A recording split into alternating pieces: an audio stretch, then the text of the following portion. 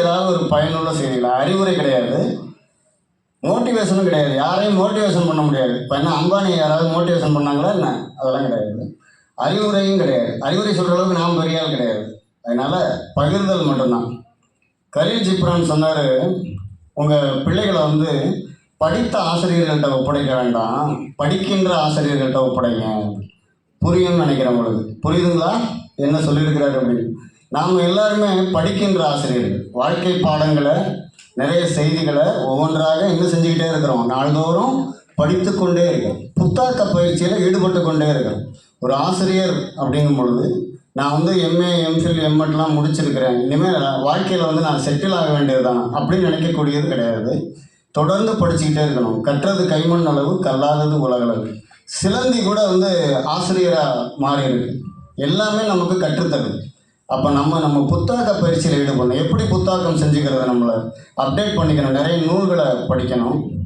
நல்ல யோகா முதலியவற்றையெல்லாம் நம்ம தெரிஞ்சுக்கணும். இன்னும் ஒரு 10 வருஷம் கழித்து பார்த்தீங்கன்னா தற்காப்பு கலை கூட தெரிஞ்சால் தான் நம்ம பள்ளியில் பணியாற்ற முடியும்.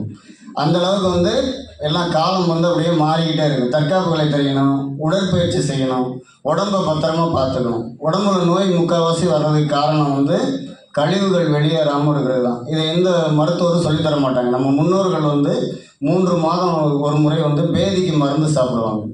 வயிற்றை தூய்மை செஞ்சுக்கணும். சளி இருக்கக்கூடாது. வாதம், பித்தம், கவங்கிறதெல்லாம் உருவாகிக்கிட்டே தான் இருக்கும். ஆனால் சரி பண்ணிக்கணும். தமிழாசிரியர்கள்னால் தமிழாசிரியருக்குள்ள ஒரு ஜோதிடர் இருப்பார், ஒரு சித்த மருத்துவர் இருப்பார், ஒரு பக்தி இலக்கியத்தை நல்லா நிறைய எடுத்து சொல்லுவாங்க.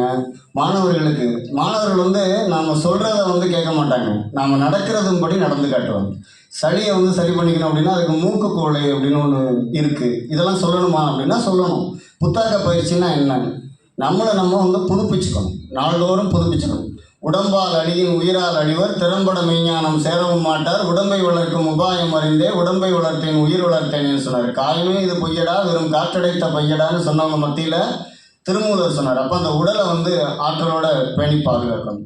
அப்போ நீங்கள் என்ன சார், நீங்கள் என்ன சொல்கிற அளவுக்கு உடம்பு வச்சுருக்கீங்க அப்படின்னு நினைக்கக்கூடாது. நாம் என்ன செய்வோம்னா don't judge book by its covers அப்படின்னு சொல்லிட்டு ஆண்டு விழாவில் அழகான பிள்ளை நீ முன்னாடி நின்று ஆடுப்பா அப்படின்னு சொல்லுவோம். அந்த மாதிரி யாரையும் ஜட்ஜு பண்ணக்கூடாது. நம்ம கேட்குறதுக்கு 2 காது இருக்குது, பேசுகிறதுக்கு ஒரு வாய் தான் இருக்குது. அதனால் என்ன சொல்ல வராங்கன்னா நிறைய கேட்கணும், கொஞ்சமாக பேசணும் அப்படிங்கிறது. அதனால் நாம் நம்மை புதுப்பிச்சுக்கணும். நல்ல மாணவர்கள் நாம் நடந்து காட்டுதன்படி நடந்துக்குவாங்க. அதனால் நல்ல ஆசிரியர்களாக நடந்து மேன்மேலும் வெற்றி பெறுவோம் என்று கூறி விடைபெறுகிறேன். நன்றி, வணக்கம்.